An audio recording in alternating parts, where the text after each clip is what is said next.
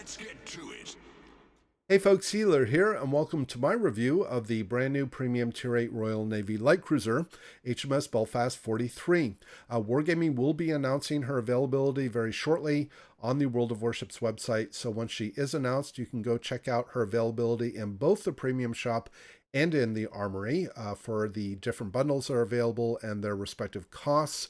I do know that the least expensive bundle in the Armory will be 11,300 doubloons.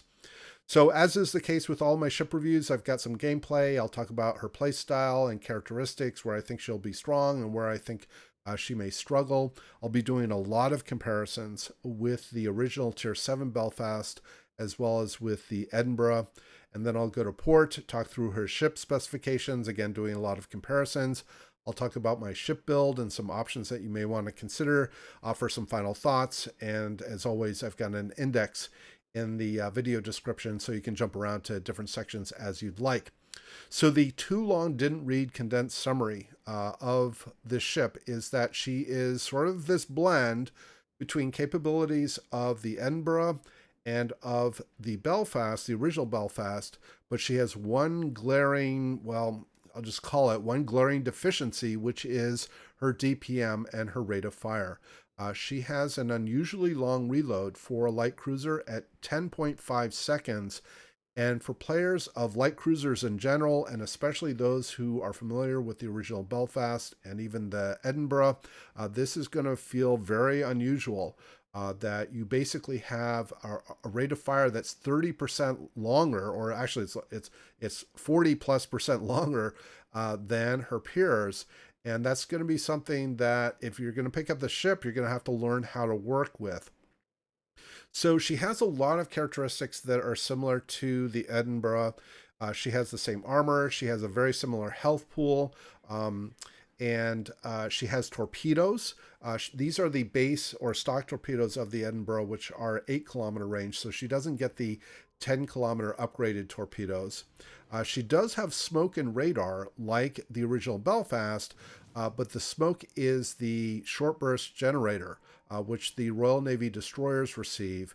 And so this means that she can cut into smoke for a short period and try to help take down some opponents in close combat and remain hidden, or even mid-range combat and remain hidden. But it's not very long lasting, so you have to plan very carefully where and how you use the smoke. Now, in general, her playstyle is going to be like other Royal Navy light cruisers, in my opinion. She will work as a close support cruiser, which is how I treat other Royal Navy light cruisers. You tend to use your very good concealment as a cruiser, especially if you can team up with a division destroyer to be able to get in relatively close, cut down an opposing destroyer that might be competing with the cap at the cap. And you can provide, like I said, that very good support. And that's exactly what I'm going to be doing in this battle. But with the lower rate of fire, you're going to really feel your limitation in terms of cutting down these destroyers really quickly, which the Royal Navy light cruisers tend to be very, very good at. All the way from the Leander, I should say, all the way up to the Minotaur.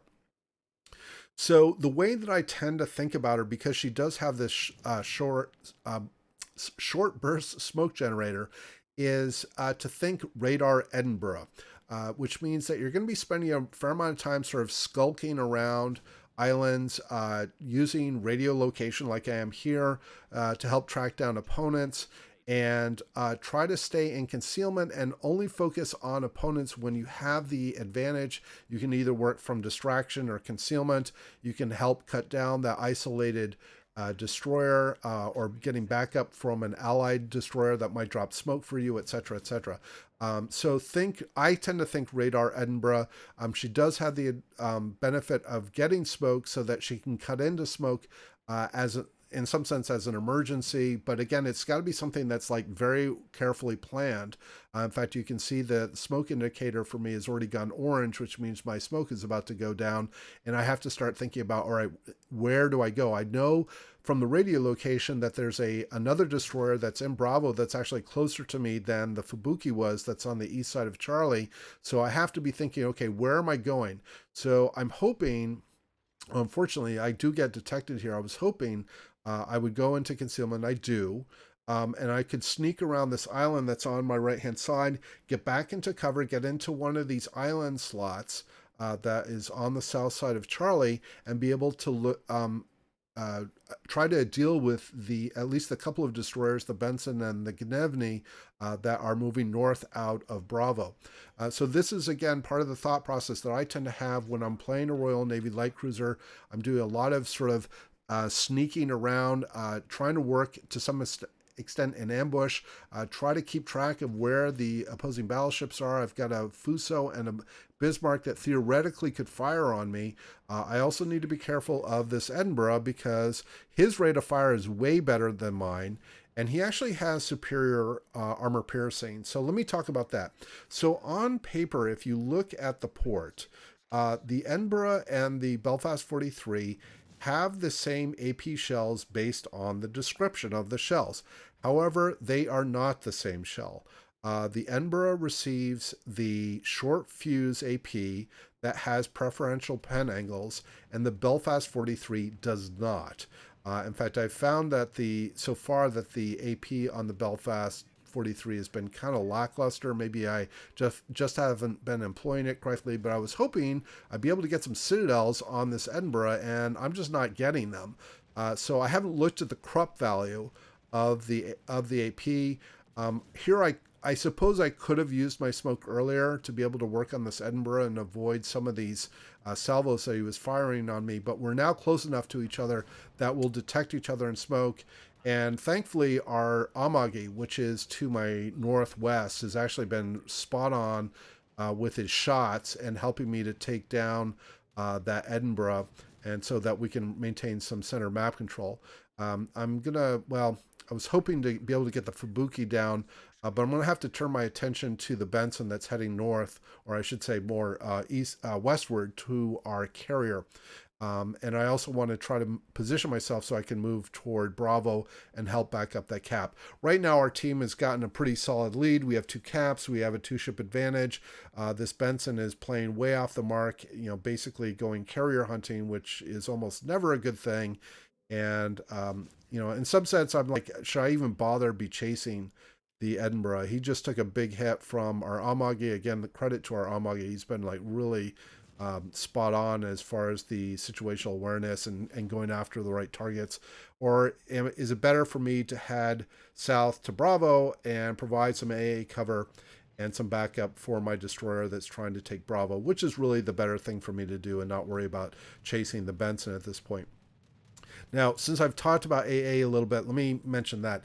So, for whatever reason, the AA on the Belfast 43 is actually inferior to both the Edinburgh and the original Tier 7 Belfast. And so when I go to port and go through the specifications, I'll show what that looks like. But the AA on this ship is not going to be as strong, certainly as the Edinburgh, and even to some extent as the original Belfast. All right, so our team has got things pretty well in hand here. This game for me was fairly typical. It's actually going to be a very short game, and I don't do a whole lot of damage, but I thought it was a good representation of the play style that I tend to use with these Royal Navy light cruisers. I got to be really careful here. This Fuso's got my side, but he's like 16 kilometers away. But I thought that this game was quite representative of the playstyle I tend to have with the Royal Navy light cruisers to help back up my destroyers and basically act as some significant gun power to help support them.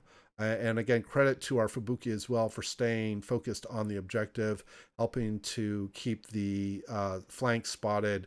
And he's obviously sent torpedoes here in the direction of the opposing Fubuki that's on the southeast side of Bravo. Try to scare him out of his smoke. I'm going to close in here and pop a smoke here so that the Bismarck and Fuso don't get a sneaky shot on me. Pop my radar and try to get this guy lit up. Now, he is within my radar range when he was last detected. He isn't right now.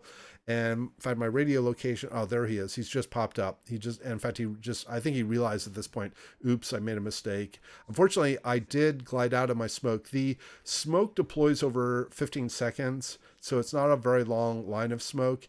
And like I said, because it's the short burst, it only sticks around for 40 seconds, and then you have a 30-second cooldown before you get your next smoke. So, bottom line here in terms of this game, the ship is playable.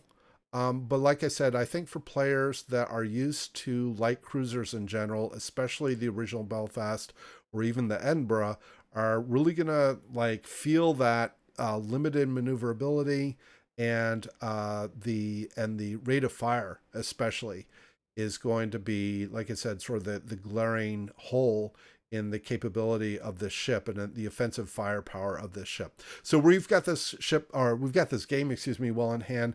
We're going to win this, and I'll cut over to port, and we'll talk through the ship specifications and my build. Okay, here we are in port with the Belfast 43, starting with her armor. I talked about this during the gameplay. She has effectively identical armor to the Edinburgh. She has a 16mm bow and stern that's going to be overmatched by all battleship caliber AP in the game, including the 283mm shells from the Scharnhorst. She has a very large exposed citadel. So again, those of you familiar with playing the Edinburgh or even the original Belfast, are going to be familiar with this. Now, the original Belfast technically is less armored with a 13mm bow and stern, but materially speaking, it doesn't matter. These are all going to get overmatched and wrecked by battleship AP. All right, getting to her health pool, she has 2,000 more hit points than the Edinburgh, but she does not get the repair party charge, which hopefully was obvious during the gameplay based on the display of the consumables. She does get a very modest torpedo protection reduction or damage reduction like the original Belfast, but the Edinburgh does not get. So I don't know why that would be different there. She has 2,700 more HP than the original Belfast as well. So she, being 1 tier higher, she does get some additional health. Guns, and this is the big deal with this ship, and I talked about this at length during the gameplay. 10.5-second reload. The range is the same as on the Edinburgh. The shell velocities are the same. So as far as learning the ballistics and learning the guns, people are going to be familiar with that. The big issue is going to be the reload.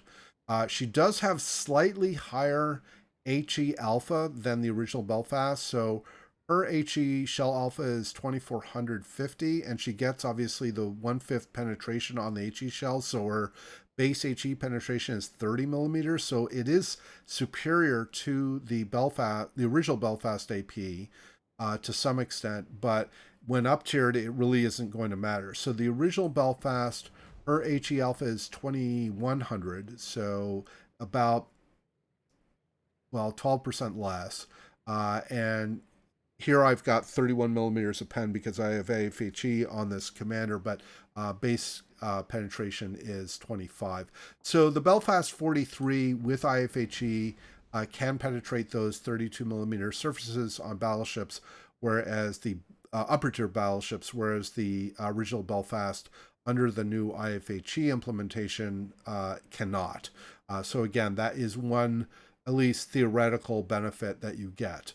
But the DPM difference is significant. We're talking essentially a 40% increase in the reload time and a commensurate level of DPM reduction. So her HE DPM is 168,000 per minute. The original Belfast is slightly more than 200,000 HE alpha per minute, although again, it's the alpha on the shells is slightly lower and the penetration isn't as good. But for all intents and purposes, the original Belfast is going to be superior from that perspective. Her AP alpha is also, again, like I said, is going to be on the order of 30 to 40% lower than on the Edinburgh. And she doesn't get the preferential or the short fuse AP that the Edinburgh gets with the preferential pen angle. So again, that's something to keep in mind. She does carry torpedoes, like I said, during the gameplay. These are the stock 8-kilometer torpedoes. They're decent. They have a decent reload. You get 3 per side, and they can single launch. The speed is okay, and the alpha is reasonable. You could technically stealth torpedo and fadeaway torpedoing situations because your range is 8 kilometers and your best concealment is 8.9. But I think it's probably a little more difficult to do. And obviously, it's not as flexible as the 10-kilometer upgraded torpedoes on the Edinburgh. All right, AA, again, I talked about this to some extent during the gameplay. It is inferior to both the original Belfast and definitely the Edinburgh. So again, I tend to ignore the number that sort of in my opinion, sort of oversimplifies the AA characteristics. What I look at is the range. 5.8 is not bad. The continuous damage is 147. Most of that is in the short range AA. The mid and long range AA is frankly just not very good. When we compare that with the Edinburgh also has a 5.8 kilometer range on the AA, but the continuous is 221, which is basically 50% more. And again, the short range is the best, and the mid and long is better. It's not great, but it's better. So the Edinburgh is obviously going to be stronger here. Compared with the original Belfast, again, 5.8, again, 221. She does not have short range AA, but she does have medium, which is very good, and long range AA, which is okay. So she has sort of a different loadout as far as her AA guns are concerned. But in terms of her AA capability, it's going to be better than the Belfast 43. All right, maneuverability. I don't think I discussed this too much, if at all, during the gameplay.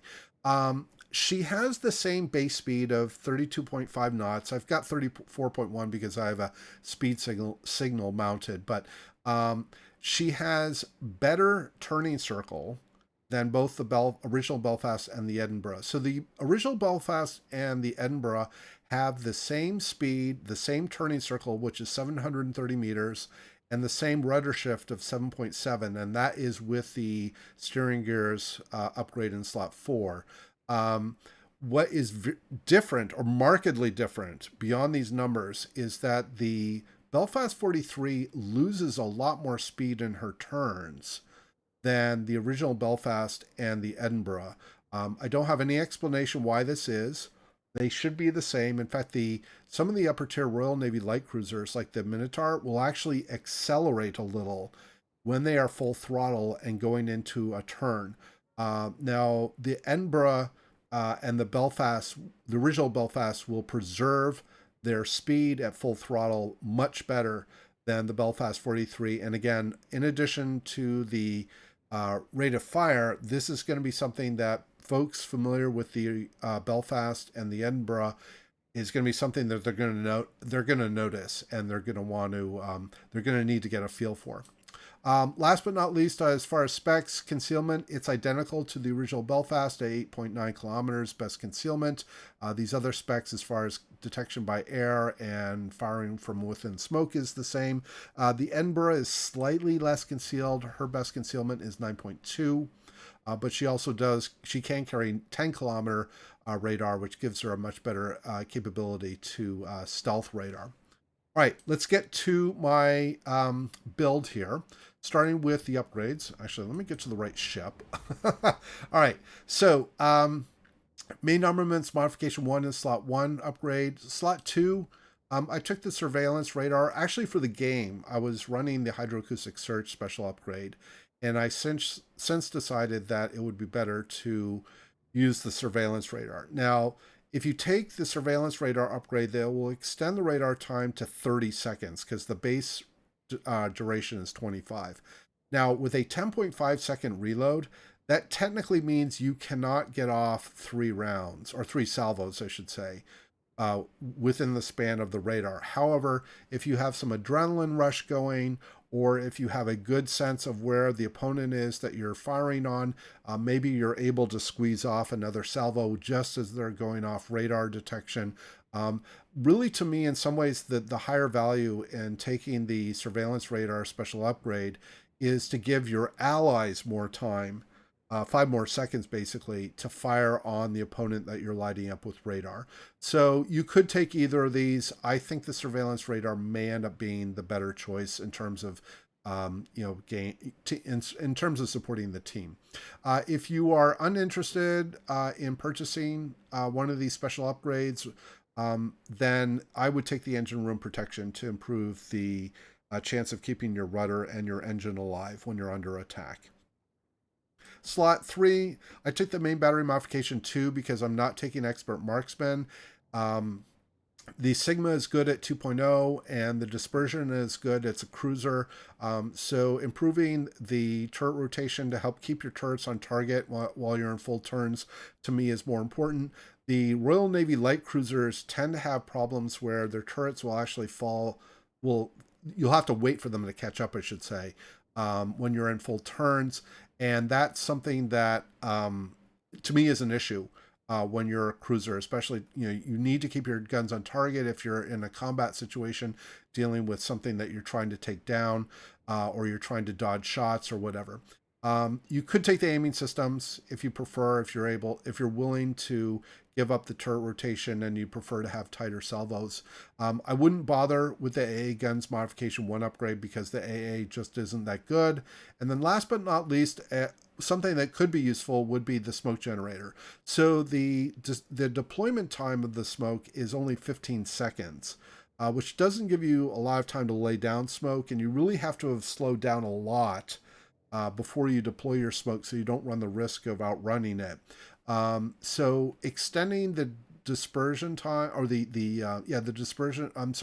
deployment time of the smoke by 30%, which would add, almost 5 seconds or 4.5 seconds, would be useful. It does shorten the dispersion time, basically how long the smoke sticks around, by 5%, but that's literally 2 seconds because it's a 40-second dispersion time.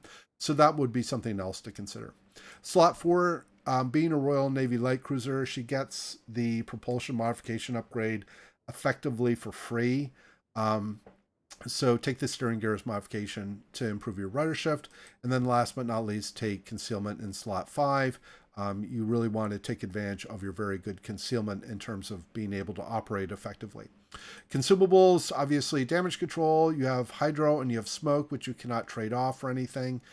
Whoops, I just realized I am looking at the original Belfast. But as luck would have it, my Belfast 43 has the same upgrades. So you have hydro and smoke. Now, interestingly, with Superintendent, you actually have one fewer hydro charge and one fewer radar charge than you would on the original Belfast. You get 5 charges of the short burst smoke generator. So hydro is fixed, smoke is fixed.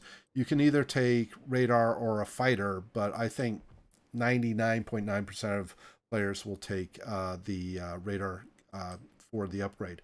Base duration, like I said, is 25 seconds. With the upgrade is 30. Range is 9 kilometers. So it's definitely usable radar, and again, it's good for those close support situations. All right, next are my commander skills. So the core 4 I would take would be Priority Target, Adrenaline Rush, Superintendent, and Concealment Expert. Now, after that, it's up to you.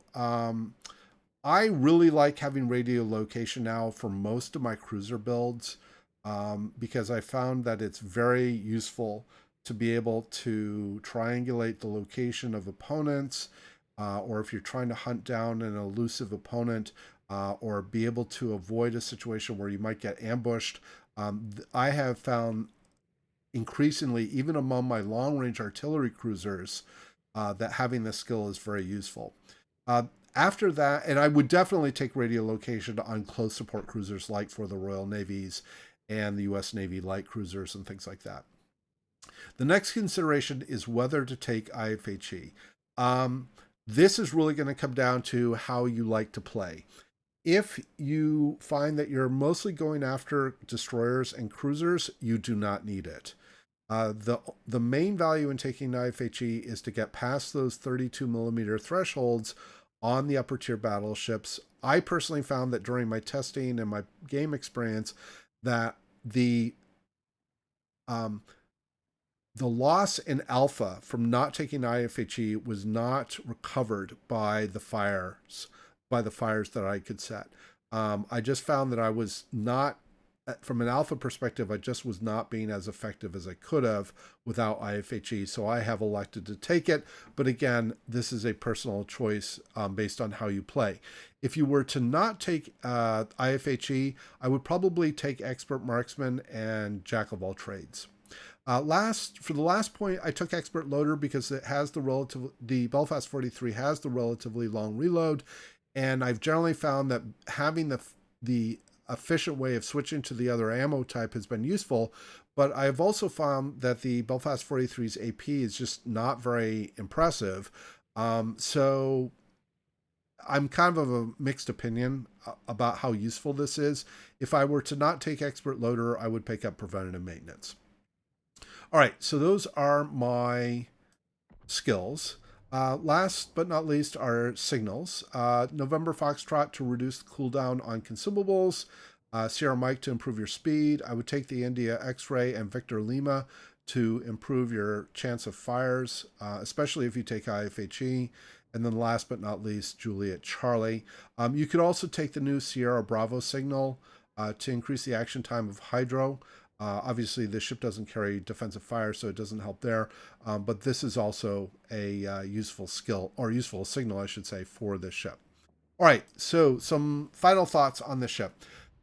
In many respects, this ship is very playable as a traditional Royal Navy light cruiser.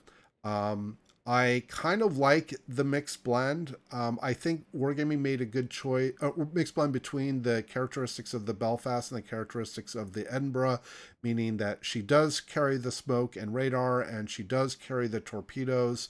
My big issue, obviously, based on all the discussion I've done to this point, is the reload. It really crimps the experience. It's going to be something that if you are interested in picking her up, it's something that you're going to have to learn to work with. It means better target selection, better aiming. It becomes more important. She's definitely a playable ship. She can definitely be very effective as a close support cruiser, but she's not going to be as strong as the original Belfast or the Edinburgh, in my opinion. So completionists obviously are going to want to pick her up. Those who are interested in Royal Navy ships in general would probably like to have her, even just from an emotional or an interest perspective. Other players, it's going to be a decision point. She can be effective, but like I said, that reload is going to be the part that you're going to say, okay, is this a good experience for me? And that's a decision point you're going to have to make. All right, so I think that's going to pretty well wrap it up as far as my review of the Belfast 43. I hope you found the review interesting and useful. Let me know your thoughts in the comments. And as always, we hope to see you out there on the virtual seas, and we wish you happy sailing.